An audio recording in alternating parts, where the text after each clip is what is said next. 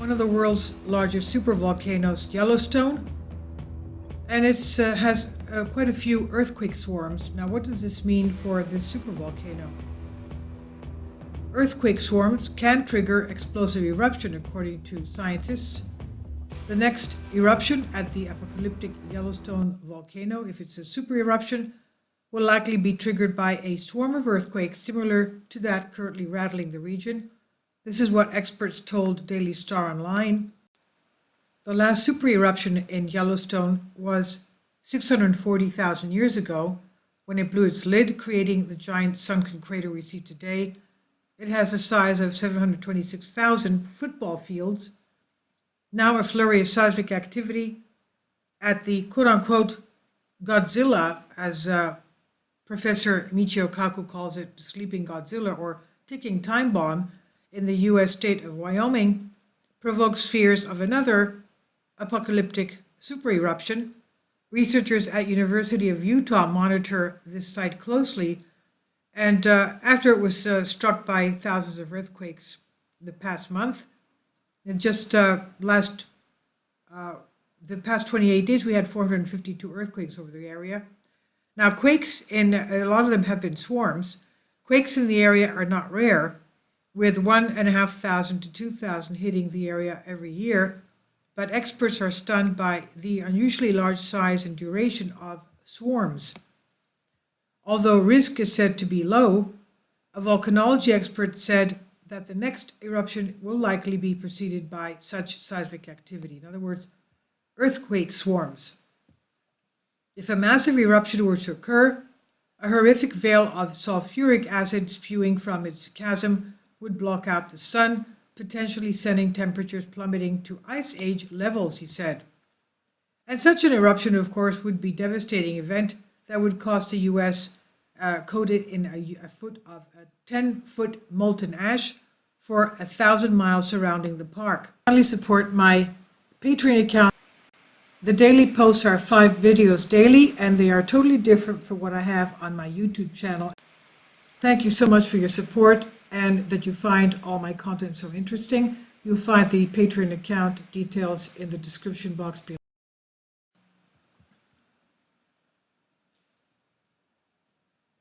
Now, if a massive eruption were to occur, a horrific veil of sulfuric acid spewing from its chasm would block out the sun, potentially sending temperatures plummeting to ice age levels.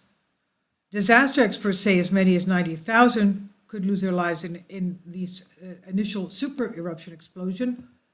Dr. Simon Day, expert on volcanology, said that research suggests magma could be building in its depths. The fact Yellowstone has not erupted for thousands of years has led to these suggestions, with some believing that it's about to blow, he said. But the scientists from the Institute of Risk Disaster Reduction at University College London in the UK stress that it is highly unlikely one seismic swarm could lead to an eruption. More likely, he said, is a sequence of small eruptions. He says since it is such a large caldera and magma reservoir system, Yellowstone produces seismic swarms like this every few years, and some of them are much larger and longer lasting than this one. Although the next eruption will likely be preceded by much seismic activity, it's statistically very unlikely that any one seismic swarm there will develop into an eruption. He said it's also not necessarily the case that the next eruption at Yellowstone would automatically be a large or even giant explosive eruption. There have been no such eruptions for some tens of thousands of years, which has led to the suggestion that accumulation of magma between Yellowstone makes it more likely that the next eruption will be explosive. But the alternative scenario, that a new sequence of small eruptions forming rhyolite domes and lavas may resume, is also a possibility. Of the 1,300 some odd quakes recorded by University of Utah in the past month, the largest being 4.4, with 60% magnitude 0 or lower, Ben Davidson, founder of Natural Disaster Monitor Observatory Project, said there's no increase in seismic activity compared to previous years. In other words, he's saying this is just normal, nothing extraordinary. The new monitors have been installed, he said, meaning researchers have been able to pick up 30% more of the smaller earthquakes. He says every year there is a geyser uptick and a seismic uptick. There is a broken volcano releasing pressure instead of building up to a super eruption. And when it goes quiet for a few years, that's when we'll worry, he says. Volcanologist Stefano Carlino of Natural Institute of Geophysics and Volcanology said it is hard to assess the magnitude of an eruption at Yellowstone.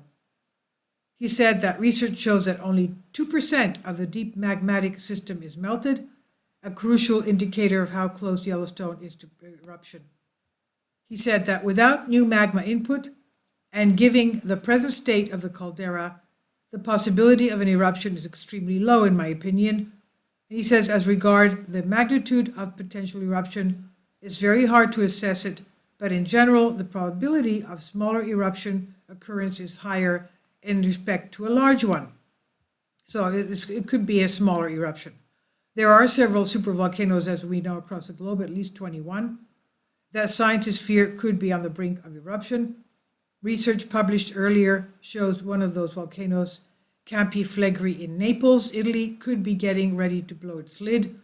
The scientists found the volcano, which sits just miles from Mount Vesuvius, has reached a critical stage where further activity may lead to an eruption. This is by Joshua Nevitt, Daily Star on Bended Reality. Okay, so here we are on USGS Yellowstone monitoring the earthquakes for the past 28 days. Almost 800 earthquakes. Okay, the last one was 1.6 2 days ago. 1.6. Oh, sorry. That's the depth. 1.1, 1.1, 0.8, and you can see the activity is always there. Okay. Now, these are the GPS stations. This is around Hebgen Lake. Let's go take a look at the movement there. Okay. It's not showing. Okay. Again, maybe it'll take some time. Okay. This is east-west. If it goes up, it means it's going east, so it's going up a little bit, it's going east. This is north, it's going north. It's going northeast, and it's a little bit inflating. This is Hebgen Lake.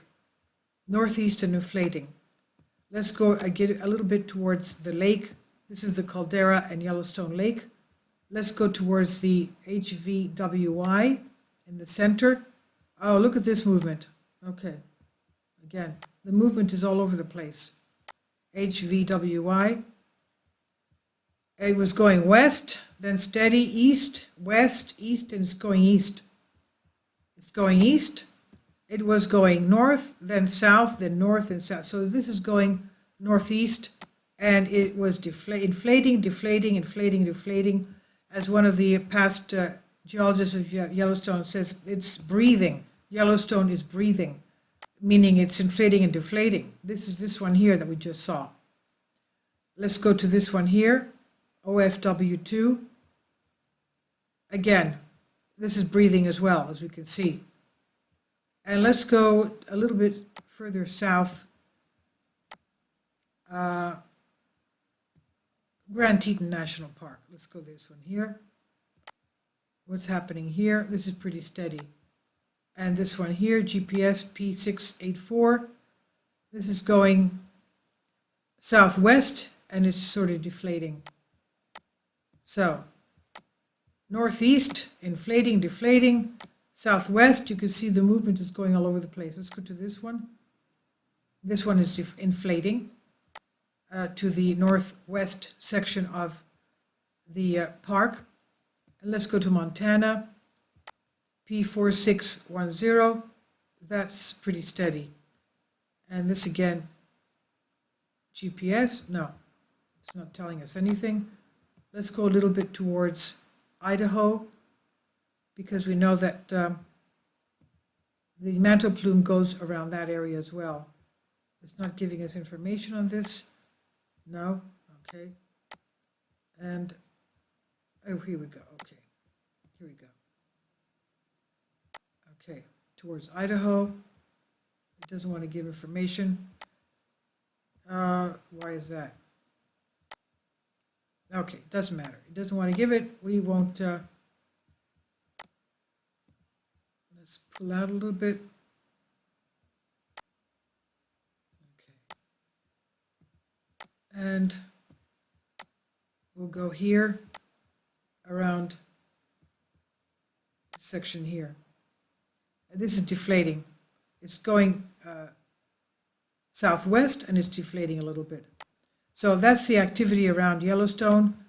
As we can see, the volcano is breathing, as they say. Okay, pulling out.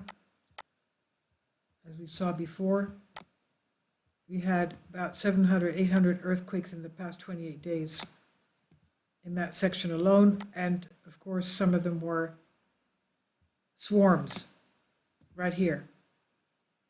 Okay, these swarms here. I'll leave links below for you for this. Thank you for your support. Please leave your comments. Thank you.